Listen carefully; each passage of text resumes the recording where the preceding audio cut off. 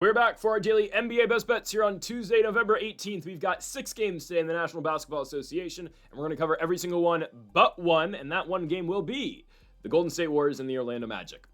Warriors are 3.5-point favorites. I think they win.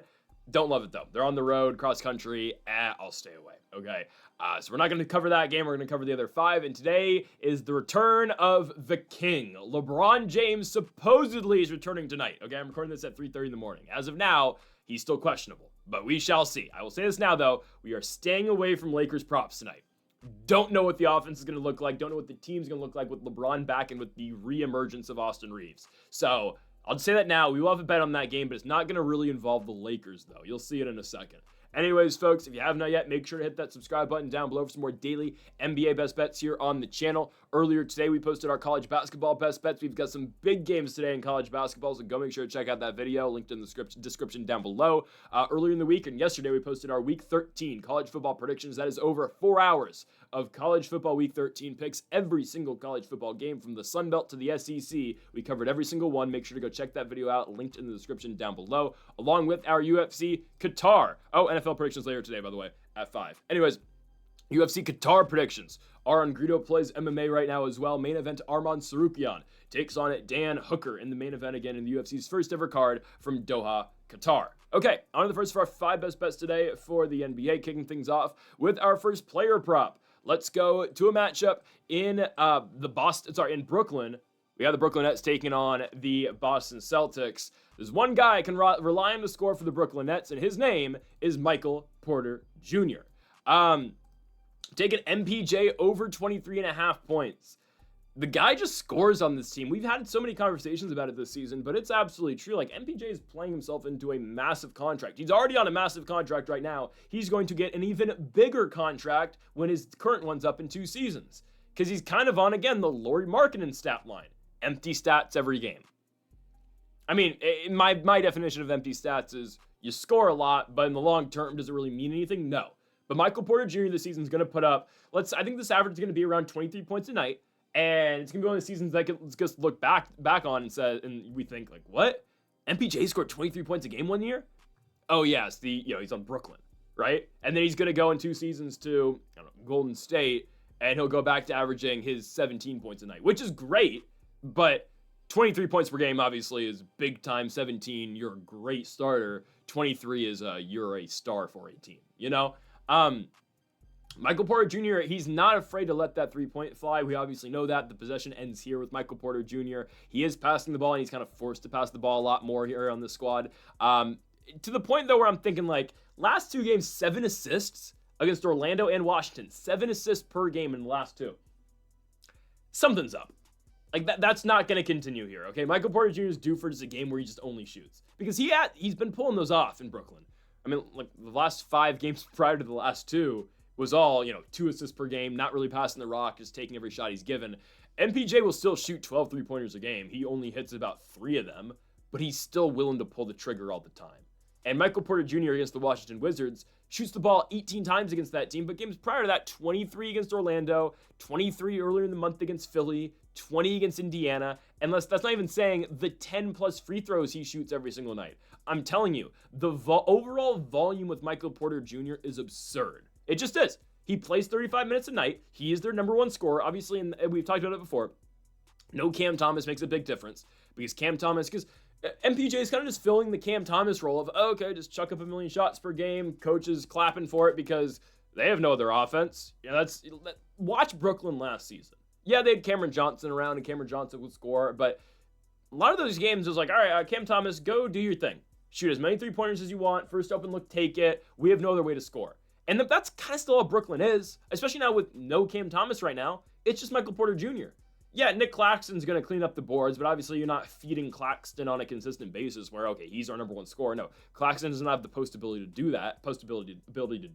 He's a good player, and he can score, but he's not a number 1 option. Who else starts? Terrence Mann? Terrence Mann's never been a scorer. He was on the Clippers for years because of his corner 3-point ability and his defense.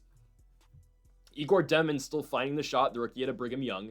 And then Noah Clowney's this team's other starter. Zaire Williams scores a lot, but he plays off the bench, and he's not always on the court at the same time as Michael Porter Jr. And then you just got a bunch of rookies as well. I mean, you have Drake Powell coming off the bench. You've got young guys, Tyrese Martin, Daron Sharp. Michael Porter Jr. is the only old player on this team, essentially. Terrence Mann's played basketball for a while as well, and same with Claxton. But MPJ is just their scorer, and he's going to continue to do that tonight. Brooklyn's coming off a win, too. They're feeling a little bit of momentum, right? And I know it's not hard to beat the Washington Wizards. I thought Washington was going to win. That's my apologies. It's my fault, okay? I said early in the year, Washington, we're not going to go back to them. I did. Probably the last time we go to the Wizards, until maybe they play the Pacers, because, Indiana, man. I just, keep on losing. Nah, the Pacers will beat the Wizards in a couple weeks. Anyways, though, I think there's momentum being built in Brooklyn, obviously, with their second win of the year. Will they beat Boston? No. But they're going to be forced to score. They're going to be forced to chuck up a bunch of threes, and that's right up Michael Porter Jr.'s alley. That is everything Michael Porter Jr. wants out of a basketball game, is to continue to shoot and keep letting it fly from three-point land. That's exactly what he's going to do tonight. I'm going to go Michael Porter Jr. over 23.5 points. Feels like a great line in my opinion here. He's going to play 35 minutes. He's going to take about 20 shots, and he's going to get to the free throw line at least 8 times. The volume's there, man. It's a team that is more than willing to allow him to shoot the ball all the time. And these assist numbers are going to go down eventually. So MPJ over 23.5 points. Easy line for us here, I believe, at home at the Barclays Center. On to our second best bet of the video, we move to a powerhouse matchup. This is a heavyweight fight, if you want to call it, here in Atlanta, Georgia. The Detroit Pistons go on the road to take on the Hawks. There are 2 games tonight on NBC primetime basketball. Neither of them are a game between potentially right now the 2 best teams in the Eastern Conference. Oh, yeah, record-wise, the Cavs are better a little, but no, they're tied. No, yeah, statistically, record-wise, these are the 2 best teams in the Eastern Conference right now. Pistons and Hawks. No nationally televised game. I guess we can't flex games, but the Pistons have won 10 games in a row. They are obviously still very injured, and I'm going to get to that in a second. And look at the Atlanta Hawks and how they're playing right now.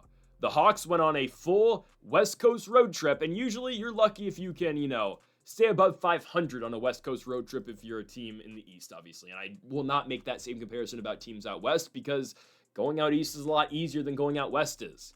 And sure, Atlanta did not play the most dominant teams in the Western Conference, but still, you got to give this team credit for going 4-0 on their West Coast trip. They were on the West Coast for a full 7 days. They went to Los Angeles and beat the Clippers. By the way, shorthanded in all these games. To Los Angeles without Porzingis, without Trae Young, beat the Clippers. Without Jalen Johnson, beat the Clippers. Against the Kings, without Trae Young, beat the Kings in Sacramento. To Utah, they were at full strength in that game, right? I think Chris Stapps played that one, yeah. Go to Utah, win. Onyeka Okongwu, 8 3-pointers in that game. Go to Phoenix and beat the Suns with no Porzingis. And guys, that win for Atlanta and Phoenix is remarkable. They're down 22 points in the fourth quarter. We had that game. Not gonna lie, I turned it off. They were down 20 plus points. I went back to watching, the Lions disappoint in Philadelphia. It's okay. Jared Goff will still win a Super Bowl this season, right? Right? I don't know. Anyways, I go back to watching whatever the hell was on NBC on Sunday Night Football, and then I check my phone again. Oh, it's a 5-point game. And all of a sudden, the Hawks are going to win. They come back, and they win it outright. I mean, it's absurd what they do. Trae Young's on the bench in a retro Hawks jersey, which was sick, I'm not going to lie. But Hawks win without Trae Young. They win without Trae. They win without Porzingis. This team is 9-5 now with all these injuries. They're playing great basketball. And the Hawks, I keep saying it, they just find ways to win. It's that simple. I mean, it's not pretty, but they find ways to win. Trae's out. Porzingis is questionable today. Okongwu questionable today. And the former number 1 overall pick last season or 2 years ago, however you want to put it, Zachary Rissache is questionable as well. We'll see how those injuries go, but obviously with the Detroit Pistons, they are loaded with injuries. Now, they've won 10 consecutive games, and I get it. They are getting incredible minutes right now out of Dennis Jenkins. Where did Dennis Jenkins come from? Well, he played at St. John's, obviously, right? 2 seasons ago. Was an Iona, then a St. John's guy, obviously. Went with Pitino, started at St. John's with Pitino, and Nelly Jr. Joseph, actually, with Iona with the Gales. Went with Pitino over to St. John's. Started every single game that he played with Pitino. Dude is a hooper. So far in the NBA, Dennis Jenkins was a G League guy last season for the most part.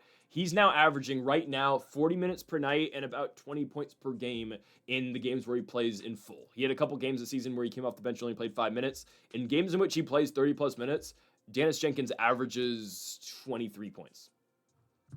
all of a sudden now the Pistons have a guy who's a legitimate scorer off their bench when everyone gets healthy. So the injuries I've been referring to with Detroit, and I don't know if these guys are playing tonight, but none of them played yesterday. And obviously I'm talking about Cade Cunningham, who's been out with that hip injury. Obviously Cunningham had that game against the Wizards where he attempted 40-something shots and scored 46 points. But he's out. They still have Asar Thompson to not play the Pacers game. Jaden Ivey has been out. Tobias Harris has been out. We shall see who plays tonight. Now, obviously, Asar and Cade are the two that would play if they are back. I don't think so. I think we would have gotten another update on these guys if they were playing or not tonight. I think they're close, but I think we're still going to see the starting lineup of Dennis Jenkins, Duncan Robinson, Ronald Holland, Isaiah Stewart, and Jalen Duren. And don't get me wrong, they're winning games. Guys, they're getting 20 points tonight off the bench right now out of Javonte Green, the 7th-year man out of Radford, who's 32 and never really, Javonte Green's been around the league, obviously, and he started some games, but never been a, real prominent player. And then I think that 1 year in Chicago, he wasn't bad. Javonte Green's giving them great bench minutes right now. Back-to-back 20-plus per game nights for Javonte Green. What? I don't know where the Pistons are finding these guys right now. Well, again, Dennis Jenkins has been good. I understand. But regardless, they're starting, again, Jenkins, Robinson, Holland, Stewart, Duren, and they're winning games still. And obviously, okay, they beat Indiana, but they beat some pretty good teams this run. They beat the Sixers. They beat the Bulls with all these injuries. And again, the Bulls didn't have Giddey that night. But, man, I'm impressed right now. And hell, how about Chicago last night beating the Nuggets? Second night of back-to-back after an overtime game at elevation? What? Josh Giddey, man. Dude's a baller. How about 21-14 for Giddey on the road? That dude just knows how to hoop. By the way, doing that without Kobe White. That team, man. Chicago. Ooh, they're going to be good.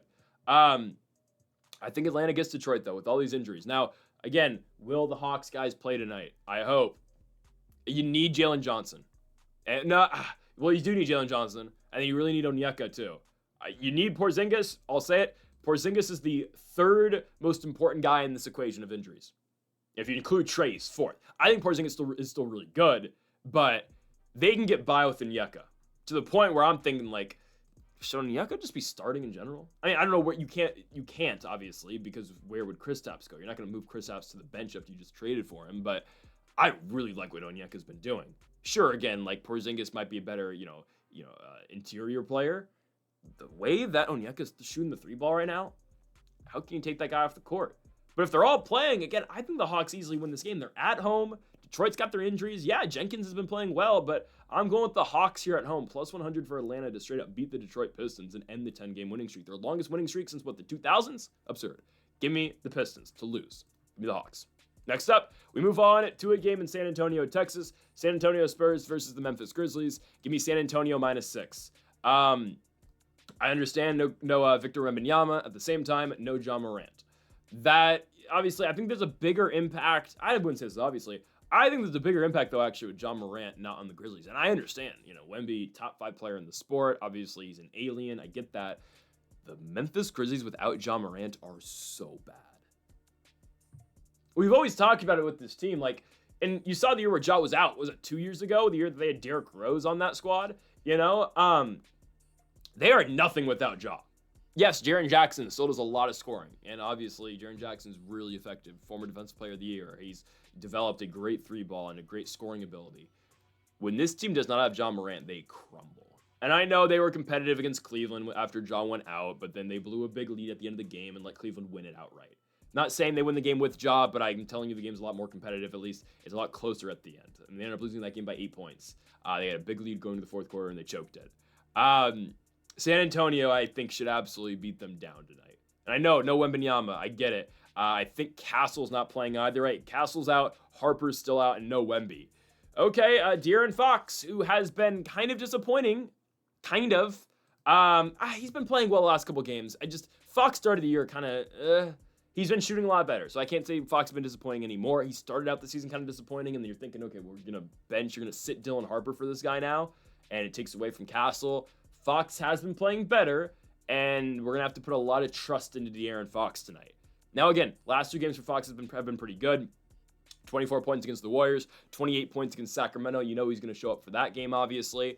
Spurs without Wemby for a couple weeks, without Castle, without Harper. That means you're going to be starting probably Vassell, Keldon Sochan. Probably Sochan.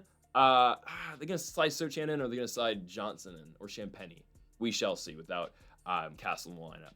Regardless, though, you're going to have to play Luke Cornett at the 5, which I don't love, but I think Cornett can do an all right job. They're just going to start. They're going to go. Yeah, they're just going to start with I guess they're going to go Fox, Vassell. I assume they're going to go Sochan, or they could go Keldon Johnson. Again, they play Johnson, Champagny, and Sochan the same amount of minutes off the bench. So one of those guys, plus obviously Luke Cornett at the 5. That should be enough to beat up on the Grizz. Look at the Grizzlies' last 4 games. They haven't covered 6 points in their last 4. And again, the Cleveland game, they are winning. They are up quite a bit in the Cleveland game, and they choke it at the end. Still lose the game by 8 points. Boston game, they get completely blown out. Lose by 36 points. Knicks game, lose by 13. OKC game, obviously, lose by 14. But even look at all their losses this season. Lost to Houston by 15. Lost to Detroit by 8. Lost to Toronto by 13. Lakers by 5. But, again, like when they lose, they lose. So I'm going to go San Antonio tonight. The Wembanyama injury sucks, and I hope this is not a consistent thing with Wemby. And I get it, last year was completely out of his control, obviously, with the blood clots issue. I completely understand. That's not, just an injury thing. That's just bad luck, I just hope, again, he does not have an injury problem, because it is hard to do what Wemby is doing at 7'4". I say he's 7'4". He's really 7'6", 7'5", 7'6". If you've seen the pictures of Wembanyama from year 1 to year 2, look up the picture of Victor Wembanyama and Rachel Demita and the differences in heights. Obviously, again, Demita's the same height, but Wemby just gets bigger from the first season to the second year. It's insane.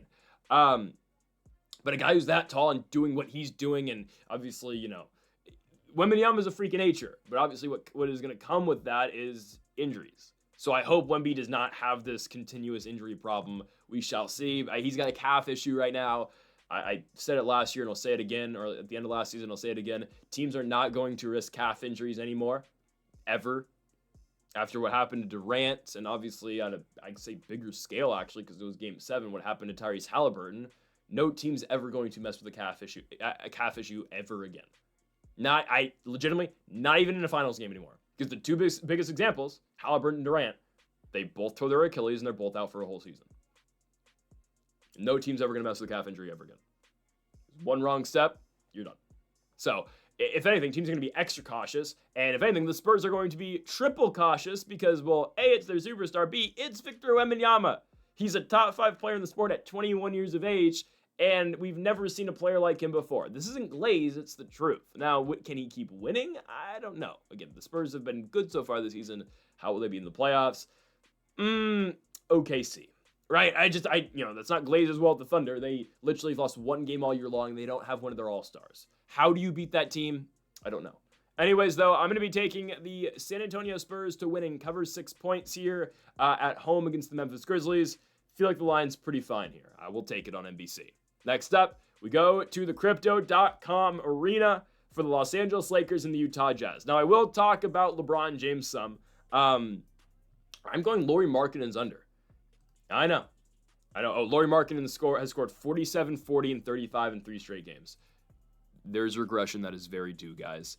And the last 3 games the Jazz played were super high-paced. I think the Lakers are going to play well enough defensively against this team. I really think so.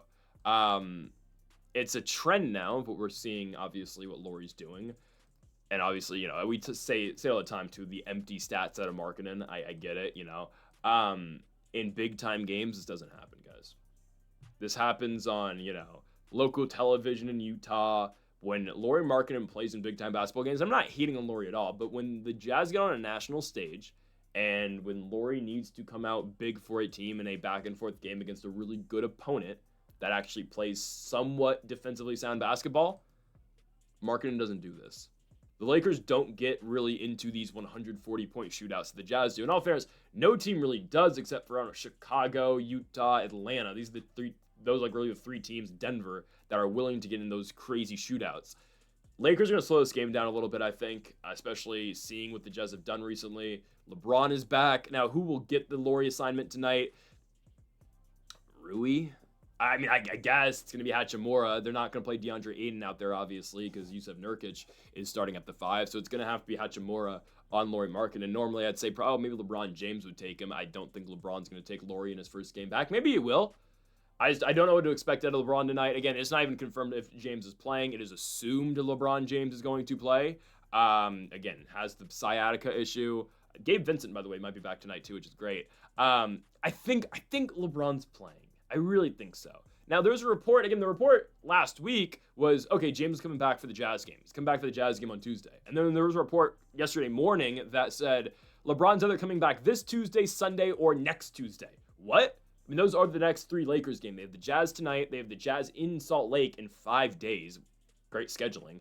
And then they play the Clippers in their NBA Cup game. It's an NBA Cup game a week from today. Who knows? I think LeBron's playing. LeBron did the media, he did the whole media spiel yesterday. Obviously, took questions. I think he's going to play tonight.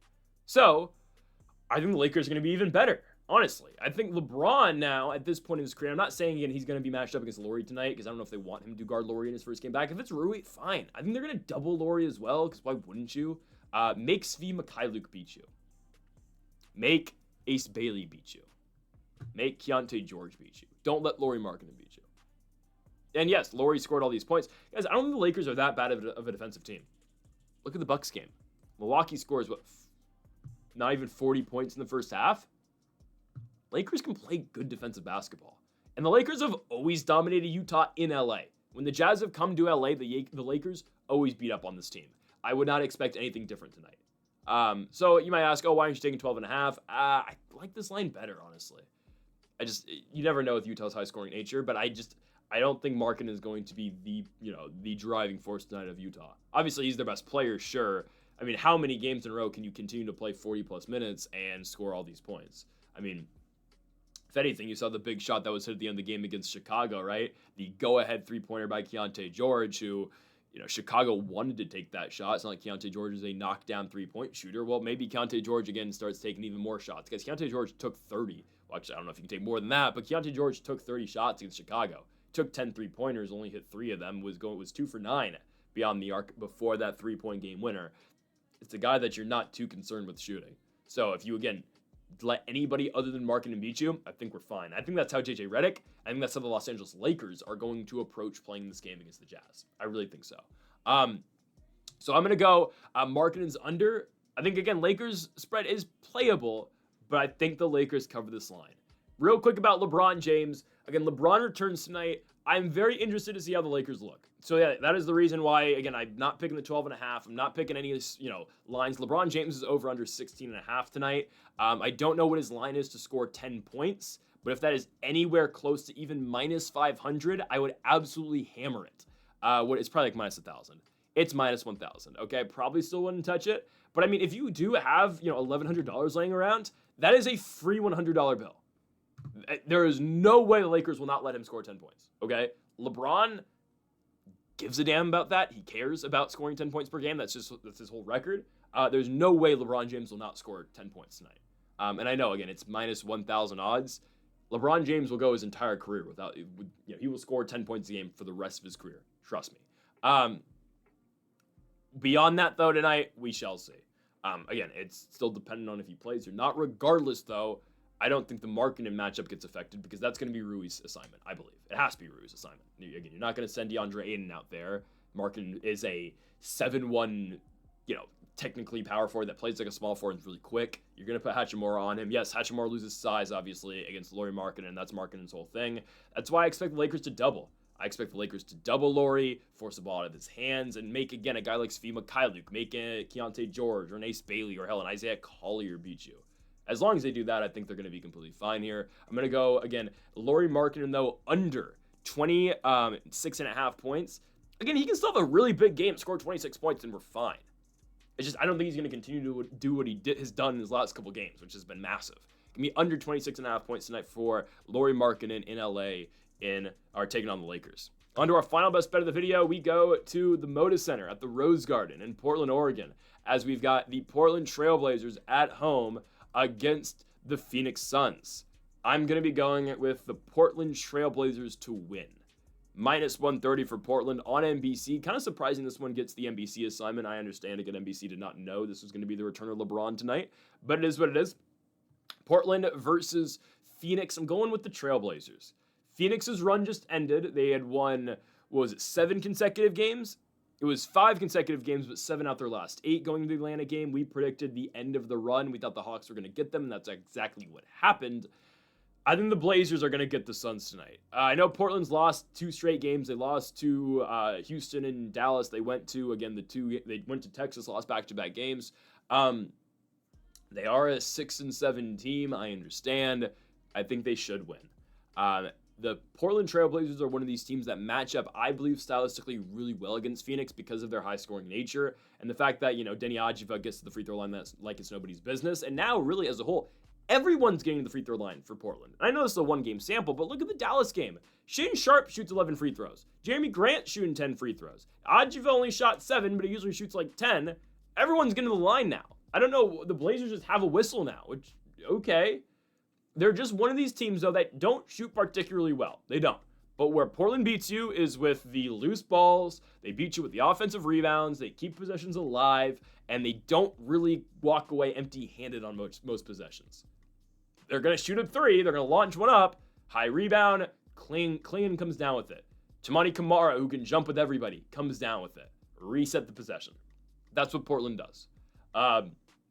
They find their second chances. They will force you to foul them because they're first of the rebounds. They're a difficult team to play. I mean, I've seen it multiple times already this season with the Lakers. Like, playing Portland is rough. Portland pisses you off if you're betting against Portland, or if you're a fan of a team that is playing the Trailblazers, it pisses you off because they have all these really good defensive guys. They've got a bunch of players as well who can, really give you trouble in terms of hitting big shots. Obviously, again, statistically, they don't have the best, stats, obviously, hitting three-pointers, but they'll hit big shots. Avdija will drive. Avdija averages 26 points per game. Shaedon Sharpe averages 22. Jeremy Grant averages 18 points off the bench. They are a tricky team to figure out, and Klingon's really good, too. So it's a difficult squad, and they will be able to match the pace and the all-around scoring of the Suns. And I get it. The Suns and Blazers do get their points off different ways. I mean, yes, Portland, they attempt the three-point ball a lot. Do they always hit it? The answer to that question is no. They're just going to shoot it a lot. That's how, honestly, they get some of their possessions going. And if they hit it, they hit it. But the Blazers are one of these teams, like a lot in basketball now, if they get it, they get a 3-on-1, they're going to take the three-pointer, and they're going to try to get the rebound if they don't get it. It's just how they play. Obviously, with Thiago Splitter now as the head coach, obviously Chauncey Billups put new meaning into the Jailblazers. Phoenix, though, went on their run, and we said it. I didn't think they were going to be that competitive against the Hawks, and I did not think it was going to take a 20-plus point comeback in the fourth quarter for Atlanta to beat the Phoenix Suns without Jalen Green. But we talked about their run being a little bit fraudulent. 2 wins over the Clippers, and then New Orleans, Dallas, and Indiana aren't the best squads. Now their schedule ramps up, does it for the Suns. I mean, these teams they have to play for the rest of the month, or really just, oh my goodness, until Christmas? Listen to the schedule Phoenix has. They're 8-6 right now. They're not going to be anywhere near 500 after the end of the schedule, though, until Christmas, okay? Portland on the road, Minnesota, San Antonio, Houston, in Sacramento, who cares? Still, though, you have to go on the road for that game. In OKC, auto L. Denver, auto L. In Los Angeles, the Lakers, auto L. In Houston, auto L. In Minnesota, auto L. Warriors, Lakers. Those are the teams Phoenix has to play from now all the way until Christmas. And sure, they come out of Christmas with somewhat an easy slate. New Orleans, Washington, Cleveland, Sac, and then, okay, it ramps up again. OKC, Houston, New York, Knicks. There's squads they have to play. They've just benefited so far by taking on legitimately no difficult opponents other than Golden State, who, okay, I guess they'll give you tough games. San Antonio, sure, and then Denver. They played an injured Atlanta squad. They've played the Clippers 3 times this season. They've played Utah twice already. They've just gotten away with playing a lot of bad teams. And sure, they've been very undervalued in these games against bad teams. I mean, we had quite a lot on that first Phoenix-Los Angeles game, the one where Harden and Kawhi did not play. But good on the Suns for taking advantage, but this is not that great of a team. And also, they will get better when Jalen Green comes back, but Jalen Green played 2 games, and now he's out for 6 weeks. By the way, starter Grayson Allen is out. And they're fighting production otherwise, right? I mean, you're getting big shots at Ed Booker, obviously. Dylan Brooks scored 34 in the game against Atlanta. Royce O'Neal is hitting the three-point ball consistently. Same with Colin Gillespie. Jordan Goodwin, former Laker, is hitting shots as well. Obviously, Mark Williams at the 5. But when you play better teams, this is going to end. And I'm not saying Portland's in that same category of a OKC, of the Nuggets, of the Timberwolves, of the Lakers, the Rockets. No, they are, though, better than some of these squads they've been beating up on, have the Suns, and I'm talking Indiana, Dallas, New Orleans, Clippers, right? We know the Clippers are horrible, by the way. All these injuries, the Thunder are going to get Darren Peterson with the number 1 overall pick, because why wouldn't they? Anyways, though, I'm taking the Portland Trailblazers tonight. Money line feels pretty fine to me. Again, this is the 8 o'clock late night spot, which is awesome. You know, the game won't actually start till 8:15. Game's not going to be over till 10:30 at the earliest. Love the late night spots. It's great. I'm going to take Portland Trailblazers money line at home at the Rose Garden, -130 to beat the Phoenix Suns. Give me Denny Adjiva and the Blazers. Folks, thank y'all for watching our NBA Best Bets here for Tuesday, November 18th. If you have not yet, though, make sure to hit that subscribe button down below for more. Make sure to leave a like if you did enjoy the video. Make sure to comment if you do disagree with any of the picks. Folks, thank y'all for watching, and Mamba forever.